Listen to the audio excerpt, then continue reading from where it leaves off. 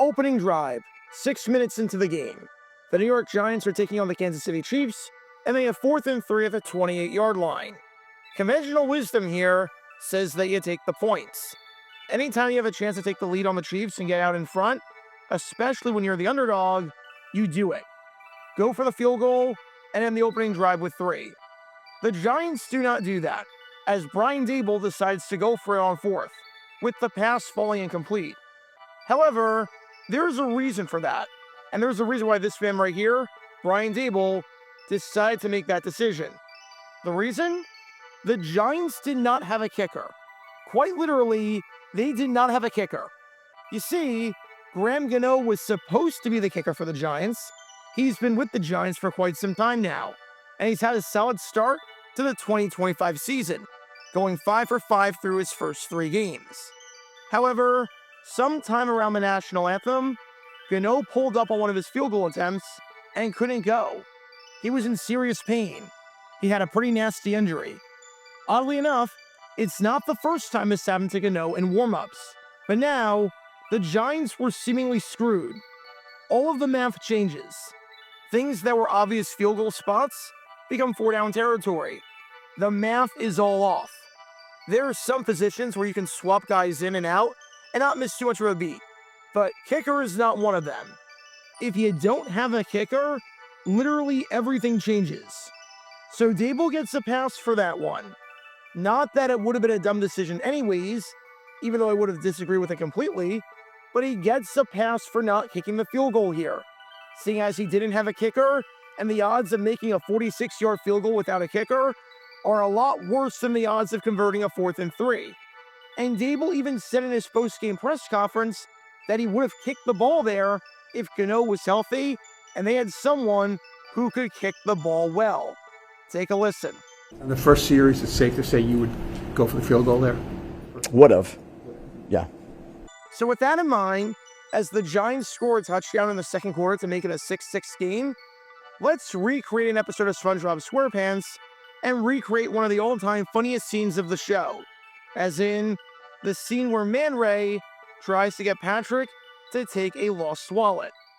Are you Brian Daboll? Yup. Well, I heard your kicker got injured during pregame warm-ups, and now you don't have a kicker. Yup.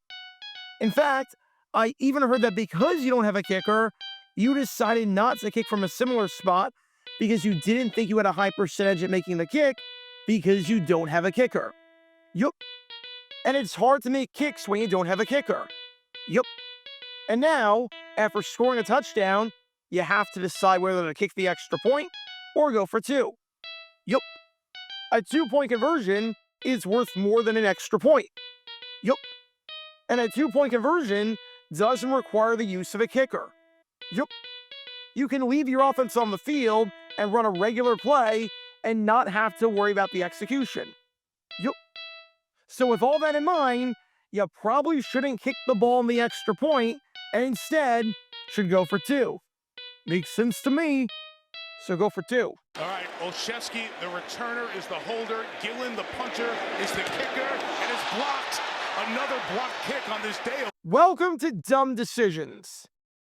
Before we break down what happened here, this whole series is about taking an in-depth look at decisions made during games that were clearly awful from the start.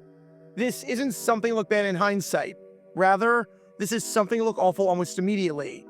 These are moves where your gut instinct tells you right away that there is no way this can possibly work. And sure enough, your gut instinct was smarter than that of an NFL head coach. And for this one, we're taking a look at the mind of New York Giants head coach Brian Daboll. The Giants are so poorly coached, you guys. The 4 Super Bowl titles for the Giants over the last 40 years are doing a ton of heavy lifting right now because, my God, these guys are unwatchable and are a poorly coached mess. The amount of blunders that Brian Daboll has made since winning Coach of the Year honors in 2022 is astonishing. The amount of blunders he made during this game alone made me want to pull my hair out. And this is one of the most baffling decisions of the entire season thus far. When I say that context matters for dumb decisions, this is exactly what I mean. In a normal world, kicking the extra point in a 6-6 game in the first half, yeah, you're going to be making that decision 100 times out of 100. In a normal world, if this doesn't work out, I'm not making a dumb decisions about it. It would be like making an episode of Dumb Decisions about a team trying to pass the ball on 3rd and 9 in the first quarter. But in this situation, in this freaking situation, I have nothing. I have absolutely nothing about why you would try the extra point knowing everything that we know. Brian Daboll has no game plan and no ability to adjust on the fly when crisis is calling. And this game and this moment really showed that on full display. And the whole country got to watch it. So with that being said, let's take a look at why kicking a 33-yard extra point when you don't have a kicker is a really bad idea. And before I break this down, I should note that I stream all the primetime games on my channel, including this absolute travesty of a game that was a violation of the Geneva Convention with how sloppy it was.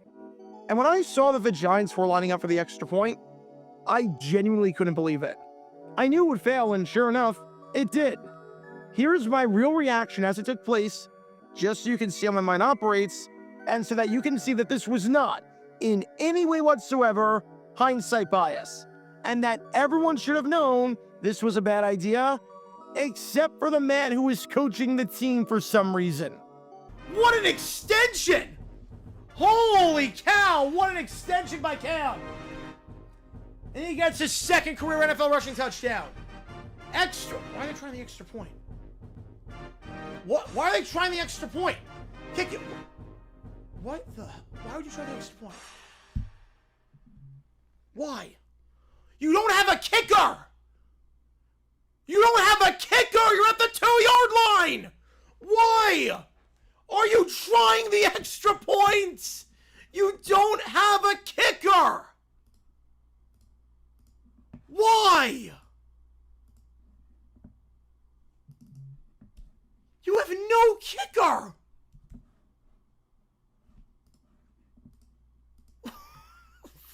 What am I missing here? Under the old rules of the 2-yard line, yeah, but at the 15? You don't have a kicker! Why are you trying that? What do you have a better chance of getting? 2 yards or a 33-yard kick with a guy that is not a kicker? In this scenario, you have 2 options. Option 1 is to kick the extra point, and option 2 is to go for 2. Now, in a normal world, there is a risk and a reward to each, and depending on the situation in the game, you evaluate the decision. In a normal world, the extra point is basically automatic. It's not a surefire thing, but teams hit on roughly 96% of their point after attempts in 2024, or 24 out of 25 attempts. So you're all but guaranteed to get a point. The 2-point conversion is obviously worth more, but there's a lesser chance of it succeeding. Last season, it was only a 41% chance that you'd get the 2. So you can either take the all but guaranteed free point, or you can try and get an extra point at the risk that you get nothing. It's not like you have to jump through a hoop made of fire to get 7 on the drive, if you know what I mean. But again, that's in a normal world. In this world, you don't have a kicker. You kind of have to jump through a hoop made of fire to get 7 on the drive. In this world, that 96% stat on successful extra points, that goes out the window, because you have a guy who's been in the NFL for quite some time and has hit a grand total of, you guessed it, 0 extra points. He actually attempted an extra point for you in 2024 when Graham Gano got injured during pregame warmups. And guess what? He missed it. He freaking missed it. And it wasn't even close. Brian Daboll, you were the coach back then. You saw him miss it. It came off his foot like a wounded duck. And I can't blame him because his job isn't to kick extra points. Jamie's job is to punt the ball. He shouldn't be in this spot in the first place. Your odds of him making an extra point are super slim because he's not a kicker. The timing is going to be off because a lot of kicking is timing with the battery of the long snapper and the holder, because you've got a rush coming after him, and because history is not on your side. So Brian Daboll, the odds of hitting the extra point are not 96%. Maybe from the 2-yard line under the rules from more than a decade ago, when even the average person plucked out of the stands could make it. This is a different story in that regard. But under these rules, the rules where it's a 33-yard field goal, the rules that have been in place every year since you've been a head coach, absolutely not. I'll put it like this. Imagine if there's a golf hole that's a par 3 at about 150 yards, and every single player is hitting the green because it's an easy lie, and every single player is using an 8-iron to get there. Next up to the tee is a 7-year-old. Those stats about what club to use, they go out the window. We're not dealing with the average golfer anymore. We're dealing with someone who's 7. You don't tell them to use an 8-iron on this hole. If you do, that's really stupid, because the 7-year-old is not reaching the green with an 8-iron from 150 yards out. And the same thing applies here. We're not dealing with normal circumstances and normal kickers. We're dealing with a punter. We're dealing with a guy who has never made an extra point and who only knew, as of a couple of minutes ago, that he was possibly going to be kicking the football during this game. And you thought that gave you the better chance at scoring than a 2-point conversion? That gave you the better chance at scoring than keeping the offense on the field, having the quarterback play quarterback, the offensive line play offensive line, the receivers play receiver, and the running back play running back? You thought having a punter play kicker gave you a better chance at scoring than having the offense play themselves? You're not ready to hand the keys over to Jackson Dart at quarterback because you love Russell Wilson. Yet, you trust Russell Wilson so little that you don't trust him to get 2 yards, and you're willing to get fewer points to have someone try something completely out of position? Where is the freaking logic? Where is the logic in that? You see why this makes no sense.